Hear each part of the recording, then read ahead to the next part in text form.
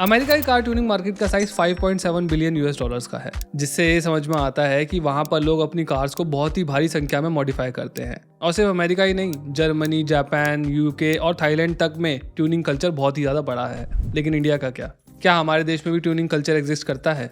देखो, कुछ साल पहले तक तो नहीं करता था, लेकिन रिसेंट ईयर्स में मैंने ये देखा है कि इंडिया के अंदर भी लोग अपनी गाड़ियों को ट्यून और मॉडिफाई कर रहे हैं। और इंडिया के अंदर भी ये कल्चर काफ़ी तेज़ी से ग्रो कर रहा है। हाँ, अभी साइज़ काफ़ी छोटा है, लेकिन फिर भी ग्रोथ अच्छी है। कई लोग अपनी कार्स को मॉडिफाई कर रहे हैं और लिटरली प्रोजेक्ट कार्स में कन्वर्ट कर रहे हैं। अब भला ये प्रोजेक्ट कार क्या होती है? एक प्रोजेक्ट कार ऐसी गाड़ी को बोला जाता है जिसमें आप अपने हिसाब से कंटिन्यूअस चेंजेस करते हैं और उसमें या तो इंजन मॉड्स करते हैं जिससे वो गाड़ी तेज़ हो जाती है, या सिर्फ एस्थेटिक मॉड्स करते हैं, या फिर दोनों। अब वैसे तो कोई भी कार प्रोजेक्ट कार हो सकती है, लेकिन क्या होता है कि कुछ कार्स के इंजन्स पे ट्यूनिंग पोटेंशियल बहुत ज़्यादा होता है। कुछ कार्स के लिए आफ्टर मार्केट पार्ट्स का बाजार बहुत बड़ा है, तो कुछ कार्स की कम्युनिटी बहुत ज़्यादा स्ट्रॉन्ग है, जिस चलते कुछ कार्स ऐसी होती हैं जो प्रोजेक्ट कार के तौर पर ज़्यादा सूटेबल होती है बाकी गाड़ियों के मुकाबले। और आज इस वीडियो के अंदर मैंने ऐसी ही कार्स को लिस्ट डाउन करा है जिन्हें आप इंडिया में रहते हुए बहुत अच्छी तरीके से मॉडिफाई कर सकते हैं और उनका ट्रू पोटेंशियल अनलीश कर सकते हैं।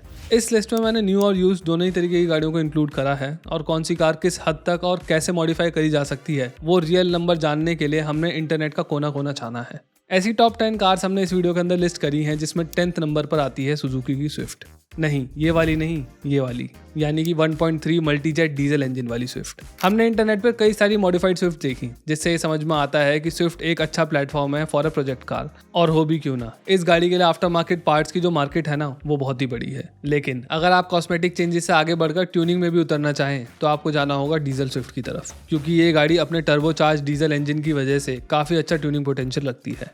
सिर्फ एक ECU रीमैप से ही इस गाड़ी की पावर 74 से 97 bhp तक चली जाती है और टॉर्क 190 से 233 Nm तक। और ये तो मैं सिर्फ रीमैप की बात कर रहा हूँ, लोगों ने तो इस गाड़ी के अंदर जाने क्या क्या कर रखा है। एक तो ये गाड़ी हल्की बहुत है, ऊपर से इसके अंदर जो पावर गेन मिलता है ना, वो बहुत ही ज़्यादा अच्छा है, इसीलिए ये एक परफेक्ट प्रोजेक्ट कार बन जाती है। और ये बहुत ज़्यादा महंगी भी नहीं पड़ती है। अगर आप यूज्ड कार मार्केट में देखने जाओगे तो आपको 3 से 4 लाख रुपए के आसपास में बहुत ही अच्छी कंडीशन की डीजल स्विफ्ट आराम से मिल जाएगी, और अगर आप दिल्ली में ढूंढोगे तो और कम में मिल जाएगी। अगली कार है सुजुकी की जेन। अब हालांकि इस गाड़ी के अंदर बहुत ज़्यादा ट्यूनिंग पोटेंशियल तो नहीं है, लेकिन इंडिया के अंदर प्रोजेक्ट कार्स की शुरुआत करने में इसका एक बहुत बड़ा योगदान है, क्योंकि इस गाड़ी के हल्के वजन की वजह से इसमें आने वाला 1 लीटर का इंजन भी बहुत ज़्यादा तेज फील होता है। लेकिन इस गाड़ी की एक बड़ी एडवांटेज ये भी है कि जो इसका इंजन भी है ना, वो थोड़ा सा स्पेशियस है। तो लोग क्या करते हैं कि इस गाड़ी का 1 लीटर वाला इंजन निकाल कर इसके अंदर सुजुकी का थोड़ा बड़ा इंजन लगा देते हैं। जैसे कि रेस कॉन्सेप्ट्स ने अपनी सुजुकी जेन प्रोजेक्ट कार में से 1 लीटर का इंजन निकाल कर उसमें 1.3 लीटर का G13B single overhead cam engine लगा दिया, यानी कि वो इंजन जो एस टीम में यूज़ होता था। इंजन के अलावा भी उन्होंने इस गाड़ी के अंदर काफ़ी सारे चेंजेस करे और इस गाड़ी को एक फुल ब्लोन रेस कार में बदल दिया। इन बातों के अलावा ये गाड़ी इसलिए भी एक अच्छा प्लेटफॉर्म है फॉर अ प्रोजेक्ट कार, क्योंकि पुरानी जेन आपको 1 लाख रुपए के अंदर मिल सकती है बड़ी आराम से, और उसके ऊपर से आप जो भी खर्चा करोगे उससे ये गाड़ी और तेज़ और भी ज़्यादा कैपेबल ही होती जाएगी, यानी कि कम बजट में भी आप एक बहुत अच्छा बिल्ड कर सकते हो।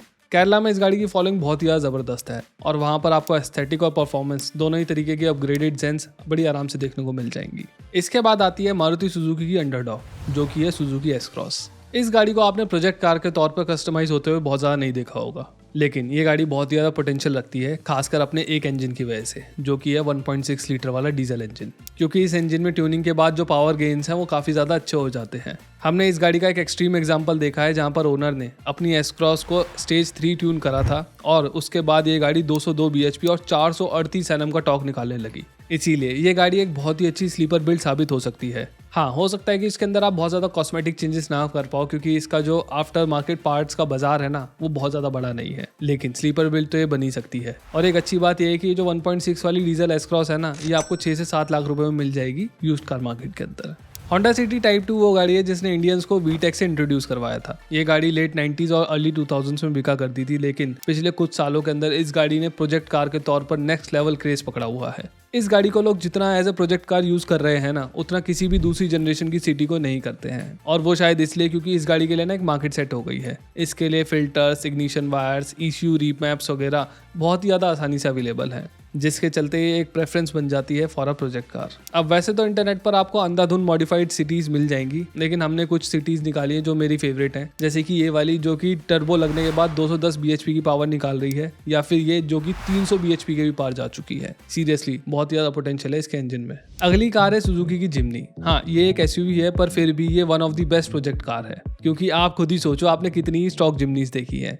आधी से आज जिम्नीज तो बड़े टायर लिए घूम रही हैं, किसी में बॉडी किट लगा रखी है, कोई जी वैगन में कन्वर्ट कर दी गई है, तो कोई फुली ब्लोन रॉक क्रॉलर बन चुकी है। तो फिर चाहे कॉस्मेटिक अपग्रेड्स की बात हो या फिर ऑफ रोड अपग्रेड्स की बात, जिम्नी इंडियंस की पहली पसंद बन चुकी है आफ्टर मार्केट मॉडिफिकेशंस में। और वो हो भी क्यों ना, जिम्नी की आफ्टर मार्केट पार्ट्स की इंटरनेशनल मार्केट बहुत ही ज़्यादा बड़ी है। लेकिन जिम्नी के साथ अब एक बात और भी अच्छी हो गई है, और वो ये कि इसकी पावर अब सिग्निफिकेंटली बढ़ाई जा सकती है। इंडिया में भी अब कुछ लोग जिम्नी की टर्बो कन्वर्जन किट को इंपोर्ट कर रहे हैं, और टर्बो, इंटरकूलर और सारी प्लम्बिंग लगने के बाद ये गाड़ी 150 bhp की पावर निकाल के देती है, जो कि इसकी स्टॉक 103 bhp की पावर से एक बड़ा अपग्रेड है। और एक अच्छी बात ये भी है कि जिम्नी अपने आप में कोई बहुत ज़्यादा महंगी गाड़ी नहीं है।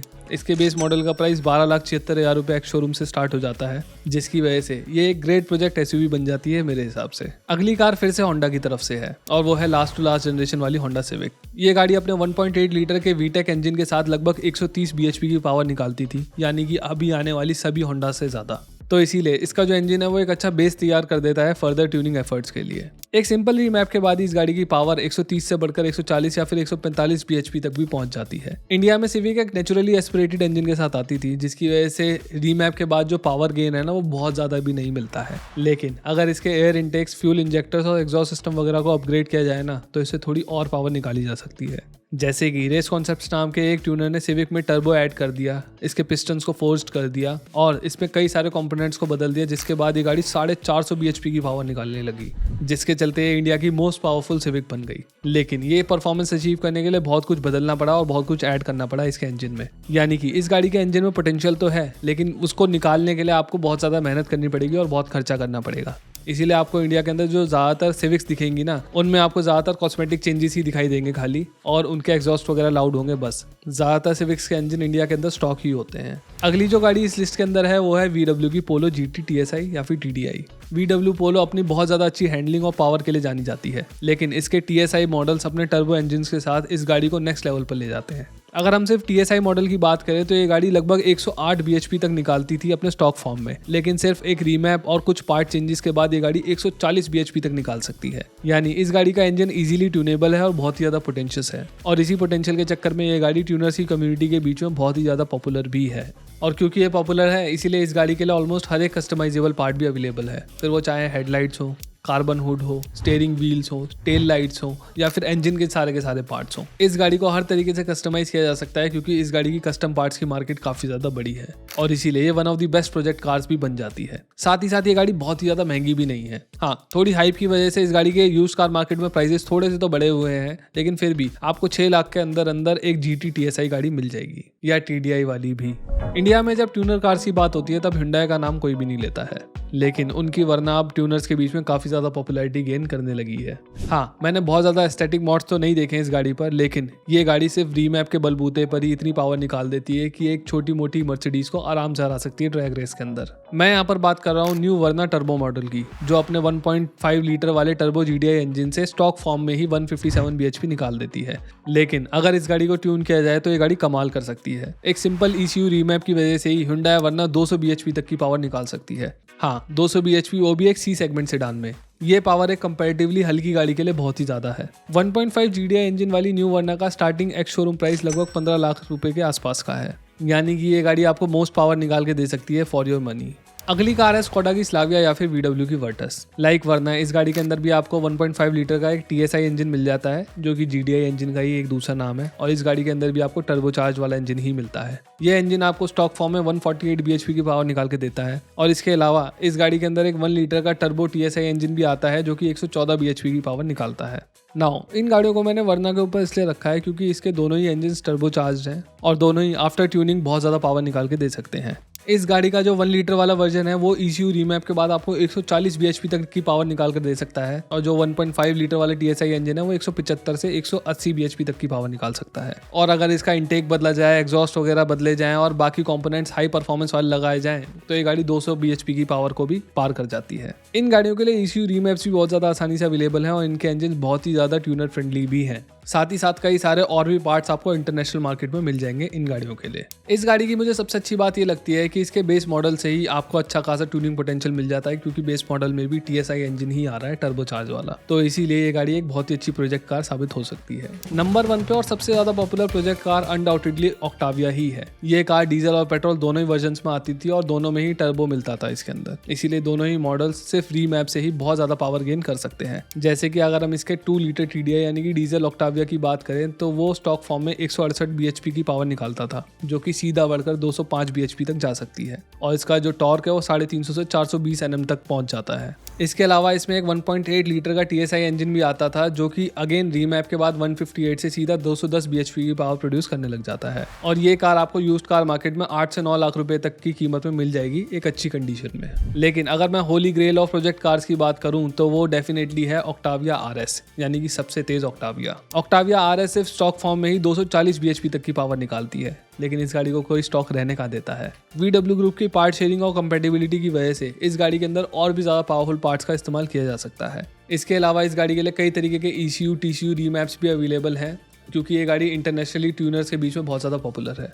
और इसीलिए जब रेस पैक कंपोनेंट्स और रीमैप्स वगैरह किए जाते हैं तो ये गाड़ी 300 bhp तक की पावर निकालने लग जाती है। और इंडिया के अंदर जो सबसे ज़्यादा पावरफुल ऑक्टाविया है ना, वो 528 bhp की पावर और 650 Nm का टॉर्क निकालती है। यानी ये गाड़ी बहुत ही ज़्यादा तगड़ा पोटेंशियल रखती है ट्यूनिंग का। हाँ, लेकिन इतनी पावर निकालने के लिए खर्चा भी बहुत ज़्यादा आता है। शायद से इस गाड़ी को 528 bhp तक ले आने में जो ट्यूनर का खर्चा आया था वो लगभग 30 लाख रुपए का आया था। और अगर हम कार की कॉस्ट भी जोड़ दें तो ये लगभग 60-65-70 लाख रुपए के आसपास पड़ जाती होगी। लेकिन फिर भी यार 70 लाख रुपए के आसपास 528 bhp की पावर कौन सी गाड़ी निकाल के देती है। तो यही थी हमारी list of best project cars. ये लिस्ट देखकर आपको समझ में आ रहा होगा कि प्रोजेक्ट कार के तौर पर आपको सिर्फ बहुत महंगी गाड़ी लेने की ही जरूरत नहीं है। सेकंड हैंड स्विफ्ट डीजल जैसी 3 लाख रुपए की गाड़ी से लेकर जिम्नी जैसी SUV तक आप कई तरीके की गाड़ियों को अपनी प्रोजेक्ट कार बना सकते हो और उन पर काम कर सकते हैं। जरूरी नहीं कि आपको BMW ही खरीदनी है। तो इस वीडियो में बस इतना ही। अगर आपको मेरी वीडियो पसंद आई हो तो please consider subscribing to our channel. इस वीडियो को लाइक करिए, शेयर करिए और कमेंट्स में अपने विचार भी जरूर छोड़िए।